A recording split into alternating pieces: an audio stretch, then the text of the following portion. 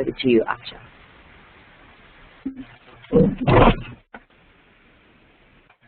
Thanks, Ruby. Hi guys, so let's begin with our webinar today.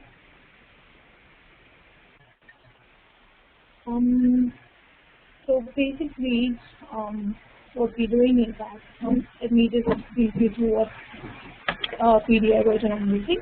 I'm using 4.4. What our business case on which I built PDS is we have some sort of racing data, and you can see in this spreadsheet we have year, month, day, race event, there's ID who played the race, and different data with respect to what happened in that particular race. A race event, when it is started, is it's marked as the start of the race, or if you have something like restart, it's marked as start of the race. All this data after the whole start race will be part of the first race. As you can see in this particular data, there's no clear way of grouping that could be done. Obviously, you will assume that you could group by ID. However, how would you group data which comes only? So if you can see in this particular ID, you have 3 different races, right? How would you group that particular data and make sure that the rows after the start race is coming could be grouped under this particular race. Now, why would you need this grouping? The end result that you want to see is something like this, wherein you have races, how many races that were started, completed, etc. And all the information that you could use or in the previous spreadsheet, you wanted to see it in a more denormalized way. To do that, in our previous source spreadsheet which we just saw, there's no clear way that the data could be grouped. In that case, the best way is you could make use of this assigned ID, say race ID, to the data.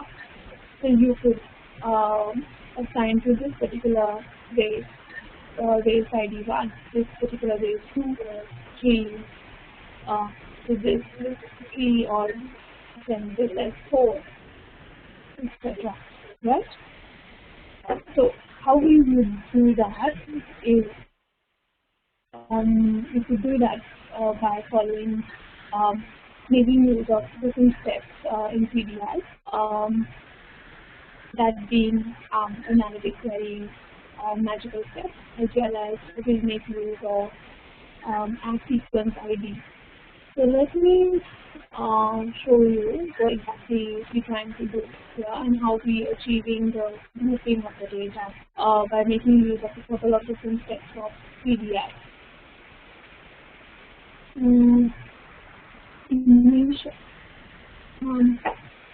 Another thing is, going back to the spreadsheet, that as a human, you can group the data, you will mark this particular section of data as race 1, and this particular section as race 2, right? Just looking at this one, only for ID 717968. So this particular section will be grouped as race 1, this particular section will be grouped as race 2. As human, how you will see marked that as race 1 is all the events that have occurred before this particular section of time will be marked under this time slot. All the events that have occurred before 10, 16, 22 will be marked as race 1. All the events that have been that have occurred before 1025 will be marked as race 2, right? And all the events after 25 will be marked as race 3. So you kind of understand we want the time for the next race, right? To do the grouping. Okay. Now let's go back to our ETL. Let's see what we see here. So since we just want the start race time of every race, we just pulling through making sure that we only pass through the start race or the restart race event. That is this, right? And because we only want the time of the start race or the restart race event. Okay? And the reason why we sending this data here, I will explain to you later.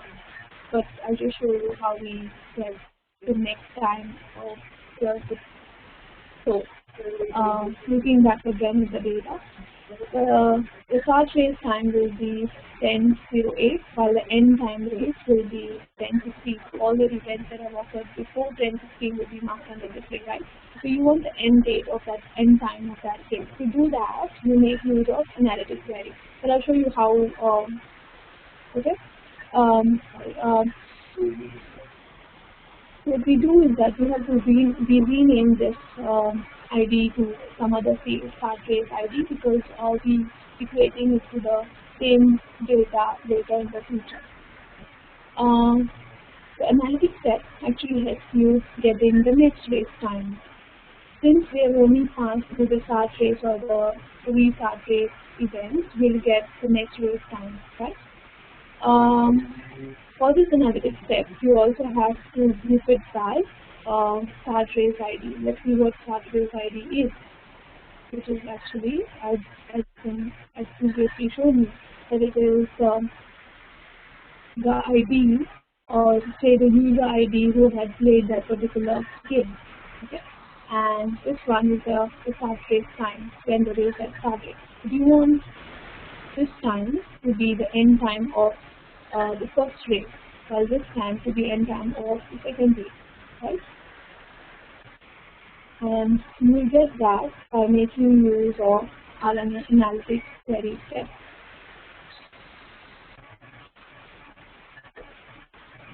Right? So we're getting for race 1, we're getting the end time of the start time of the second race will be the end time of the first race, right? Obviously we're grouping it by user ID here. That's why there's no other race which has been played by 71968 after 1025. So we don't have the end time here. Similarly, there's no other race which has been played by 718145 after 1025. So that's why we don't have any end dates here of that particular race. Okay.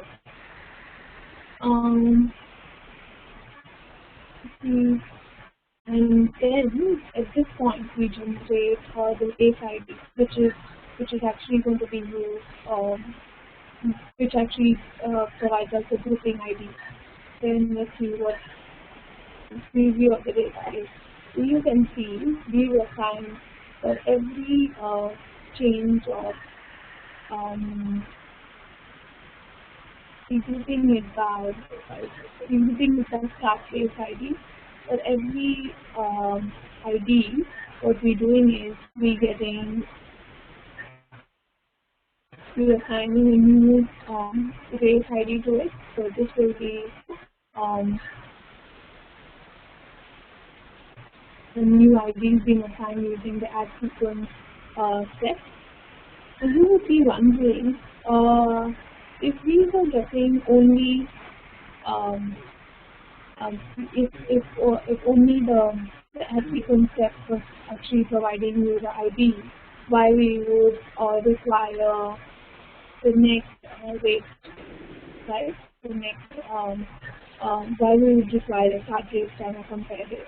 As I explained earlier, since we want these other rows also, with these other rows we also, let's say make this again, um, these rows has to be assigned to this the first race, right? And these rows have to be assigned to this particular race. To do that, we wanted the start race time and the end race time. So all the events which exist between that particular time section will be allocated to that particular race. And it was difficult for us to assign, and since the race ID was only assigned to this particular row, that is only the start race or the restart race, it was difficult. We wanted all the race IDs, that is say if this one is with race ID 1, we wanted all these other rows also to all these other rows also the same race ID be assigned. So in that is the reason why we had to get the start race time and the end race time so that we could group them just by checking the time together, and by making use of the Cartesian step, we could assign the race ID to it. So what you can see here is that at this point you will see that all the sections of the data of the race which occurred after the start race to this, before the next start race, we have assigned the race ID 1, and that has been done by making use of the start race time and the compare race time, right? So I hope you are understanding what I'm trying to, what point I'm trying to put through is that yes, of course, that you get the grouping ID by just using the add sequence, but the add sequence step only require the start race time, the start race or the restart event. So what do we do? What do we do if we want other race events also to be taken into picture? We make use of the event time, right? And that event time, we get it using the analytic step. Using the Cartesian product, we look for all the events that have occurred between the start race time and this time, so that to that we can assign the race ID which is being formulated here. Similarly, at this point, as I had explained to you earlier, why do we do this compare date with null? At this point, previously, if you remember what I'd shown you is that certain bases will not have the end time, so certain bases will have the end time. So we had to, and the way the logic works in Cartesian product is different. That's why we have to split it across as compare date null or compare date is not null. Where the compare date is not null, the check has been made wherein all the time events that have occurred, which is equal to the start race time and which is less than the next race time, get it included under one race, right? And to make sure that events from two different users do not get assigned to, so to make sure that the events from say 7 fun, because what you can see is that there are the way the events are occurring are not in a more sorted way, or the way the events are occurring are not in a way that it will be that you'll have only 7 months, 7, 9, 6, 8 rows, and you'll have only 7, 1, 8, 1, 4, 5 rows. It's all mixed and matched here. So to make sure that only those events which belong to this particular ID get assigned to 7, 1, 7, 9, 6, 8, we have to put a check in Cartesian product as where the race user ID is equal to the ID. And these fields at the time and the ID that you get from is from this particular spreadsheet, right? Wherein the time and this is the ID. I had to, as I previously shown, I rename these particular fields because we're doing the function for that later. So right then, just to make sure that we can, if we are rejoining two rows properly, I just have renamed them. And this section of the Cartesian product makes use of all the time events that have occurred before the cartridge, because we don't have to compare it and not included that with a particular condition here, because this section of the ETL only checks for and takes care of all the cases wherein there's no next race occurring for that particular user ID. Okay. So let's see what our end result is. So this way we get all the race IDs being assigned to everything. Wherein you can see this one, this section of this data is one race, this section of this data is the second race, this section of the data is the fourth race, this section of the data is the third race. So,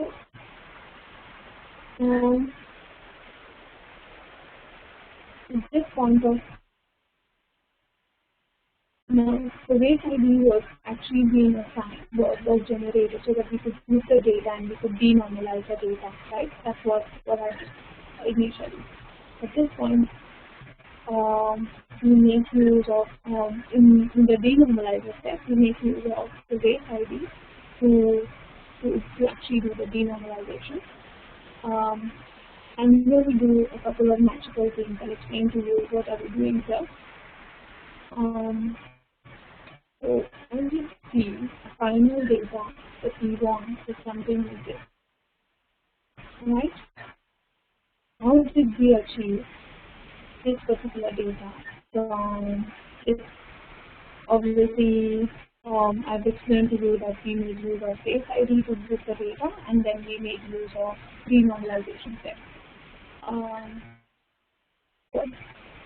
In the denormalization step, we specify what the key value would be, so that if it's a start case, then get which particular value field to populate this new additional field that we are going to be having in that particular row.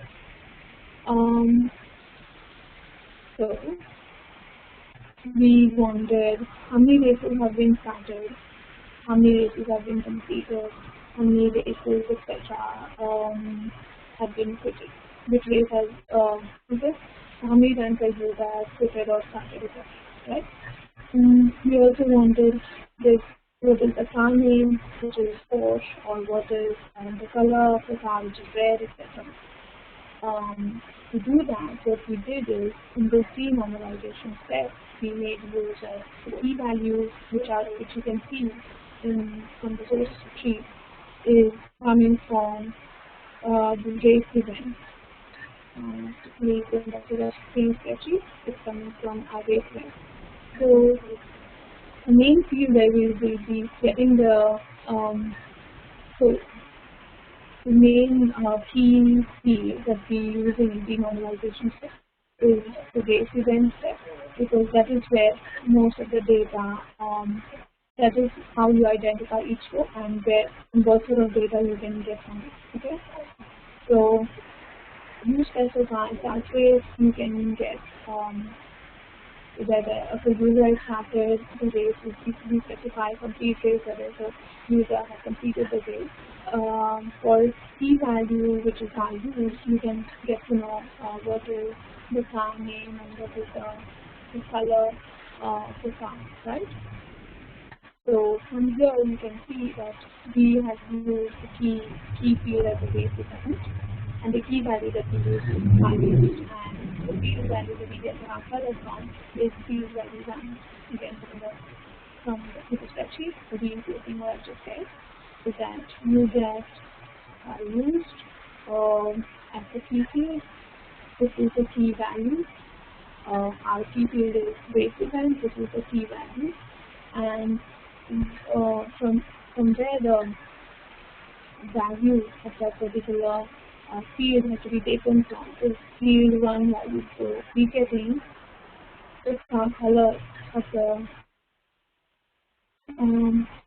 from field value one, right? So used is the key value. Field value one is where you get the color from. Again, the car used, what is the name of the car? We get it from field value two, right? We get it from field value two. And then what's the points gained for the day? We get it from the field value two.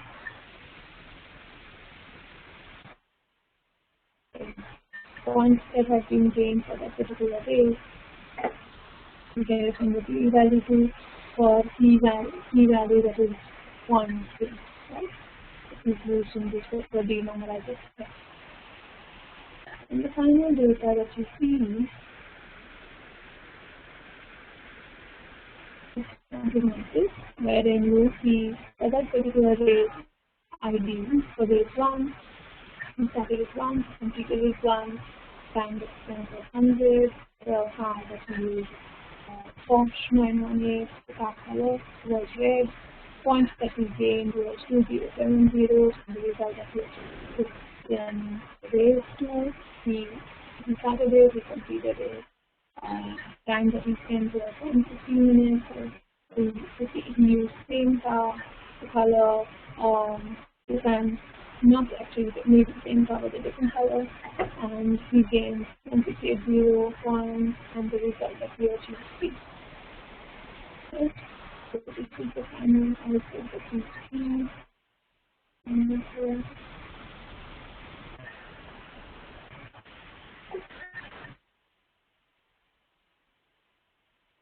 This is how we see the output. This is the same one that I'm just also did with your spreadsheet just to remember that. This is how we did existing objective data, not just by using Analytic Query Step, but with the help of Analytic Query Step. So, and based on the package time and the time, we made use of the add sequence to get the grouping ID. We also made use of partition after to get the other race events which fall within the time bracket of one race, and if everything was required so that the data could be denormalized and using one particular race ID, right? This partition product at this point, because this data that is coming through here will not have the race ID, but the data which is coming through will have the race ID. But you want the race ID to be assigned to this all the race events, not just the start race event or the complete race event, but other race events that is time spent race events. The same ID will be assigned, so that could be used further down in the denormalizer. We have to make use of the race time, right? So this concludes my presentation, wherein I will explain to you how the business data and how to use the data, not just by using Analytic Query, but a couple of other steps, but how wherein you get data something in some sort of space wherein you don't have a clear way of grouping it, how you can use the data using different PDF sets and achieve the required results, which is on the slide. Thank you for your time. And I'll pass it on to David. Thanks for joining us. Hope you can join us next week.